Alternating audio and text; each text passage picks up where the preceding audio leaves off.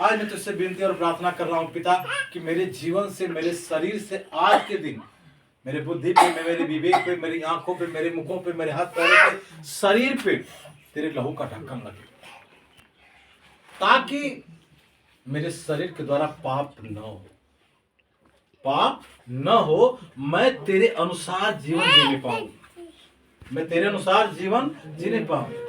क्योंकि परमेश्वर के वचन में स्पष्ट लिखा है, बाइबल बताती है कि धन्य वे जो धार्मिकता के भूखे और प्यासे हैं, क्योंकि वे तृप्त किए जाएंगे। धन्य वे जो धार्मिकता के भूखे प्यासे हैं, वे तृप्त किए जाएंगे। तृप्त कैसे होंगे? जब हम प्रतिदिन परमेश्वर को अपनी बातों को बताएंगे, अपनी समस्या को बताएंगे। सुबह परमेश्वर को अपने शरीर के ऊपर अंकुश दे देंगे कि पिता मैं इस शरीर को तेरे हवाले कर देता हूँ, मैं इस शरीर को तेरे हवाले कर देता हूँ, जैसी तेरी इच्छा हो वैसी मुझे चलाना, लेकिन पाप अधर्म से मुझे बचाए रखना। तब परमेश्वर आपके जीवन में बहुत बड़ा अनुग्रह करेगा, अपने आपके साथ में कड़े स्वर्गदूत लगाएगा जो आपकी अगुवानी और रक्षा करेगा। परमेश्वर वचन में लिखा ना कि तब मैं तेरे सामने एक दूत को लगाऊंगा जो मार्ग में तेरी अगुवानी और तेरी रक्षा करेगा, लेकिन तू उसकी मानना। मानना का मतलब होता है कि मुझे संसार में रहना है, संसार के लोग हैं, तमाम लोग हैं, दारू शराब गांजा अफीम चरस में डूबे हुए हैं, बुरी संगति में डूबे हुए हैं, हमें उस संगति में नहीं जाना, रहना है जरूर, साथ में है हम, लेकिन उनके सदृश बनना नहीं। हमें परमेश्वर के अनुसार चलना है ताकि हमारे जीवन में पाप न हो।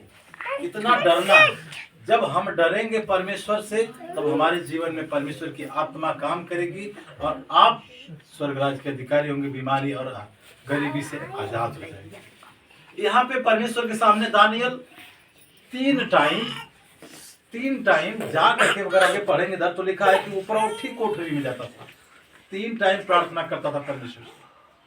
उपरौठी वाली कोठरी अर्थात उपरौठी कोठरी का मतलब क्या है? इस बात समझने की बात है ना। बाइबल का वचन पढ़ लेना बड़ी बात है, लेकिन समझना उससे भी बड़ी बात है। जब तक परमेश्वर की आत्मा न समझाएगी हम और आप समझने वाले नहीं। देखिए, हम इस वचन को पढ़ने वाले नहीं थे, लेकिन परमेश्वर में प्रार्थना कर रहा था। परमेश्वर की आत्मा ने कहा आज इस वचन पे बोलना है, और मैं भी नहीं जानता था प्रभु क्या बुलवाएगा। तो उपरौठी कोठरी का मतलब होता है यहाँ बुद्धि, ये उपरौठा है, सबसे प्रथम, सबसे पहला उठा परमेश्वर को भाता है।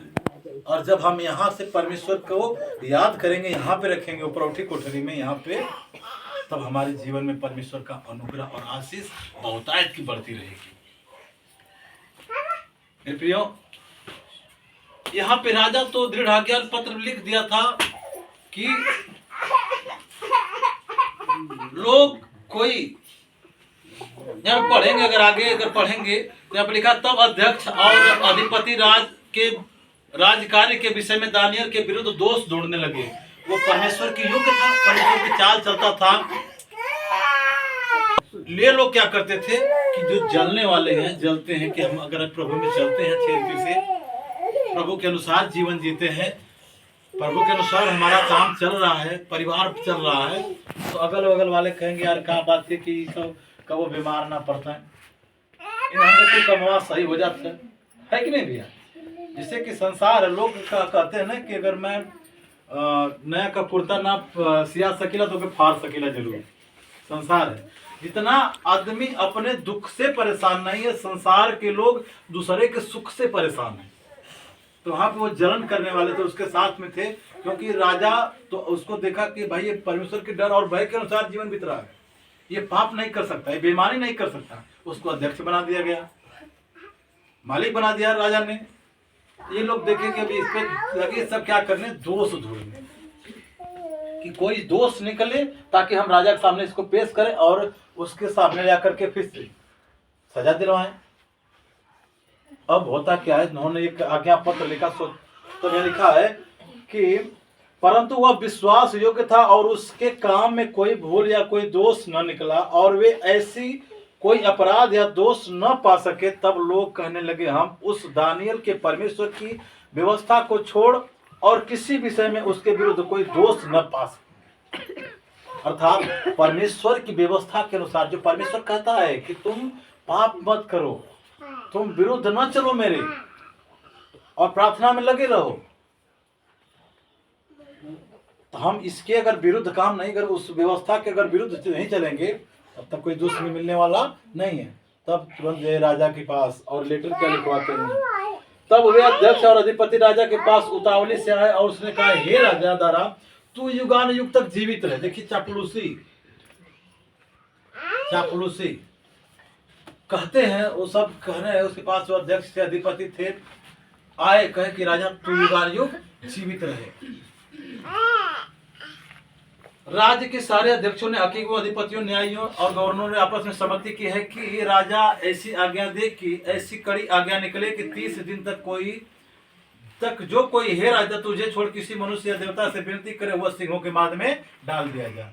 यहाँ पे साफ कह रहा है, लिखवा दिया सब आज्ञा पत्र में कि 30 दिन तक, अर्थात 1 महीना कोई तुझे भगवान मान के पूजा न करे और किसी देवी देवता या किसी की अगर पूजा करे तो उसको उठाकर क्या करो, सिंह के माद में डाल। लेकिन कुछ भी हो जाए, जो परमेश्वर के अनुसार जीवन जिएगा, पवित्र आत्मा के अनुसार जीवन चलाएगा, उसके जीवन में किसी बात की डर भय आँच आने वाली नहीं है। इसको कोई फर्क पड़ा नहीं। वो क्या किया, परमेश्वर के सामने गया और ऊपर कोठरी में जाकर के परमेश्वर से प्रार्थना करा। तब तक वे सब पहुंच गए, धमक गए, क्योंकि उनको पकड़ना था, दोष लगाना था। लेकिन राजा दानियल हिला नहीं।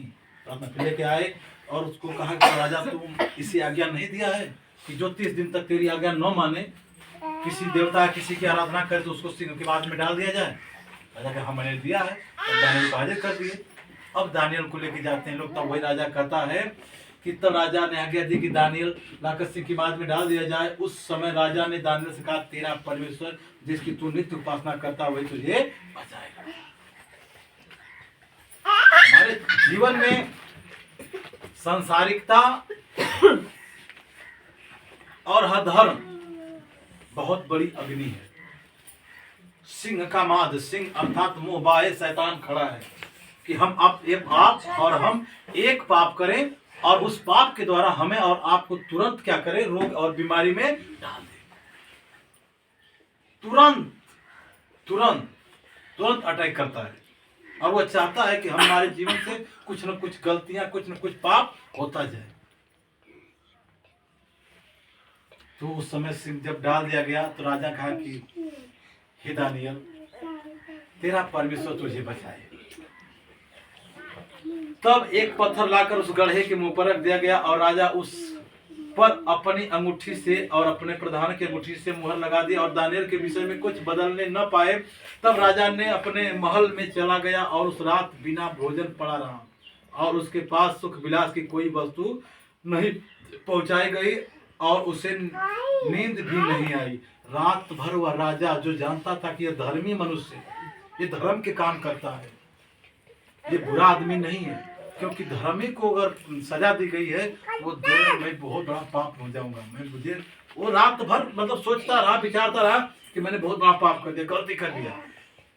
रात भर उसको नींद नहीं लगी। सुबह उठता है, तुरंत तड़के में उठता है और यहाँ पे लिखेंगे वो 19 संख्या वचन पढ़ेंगे तो लिखा कि भोर को पाँव फटते ही राजा उठा और सिंहों के गड्ढे की ओर फुर्ती से चला गया।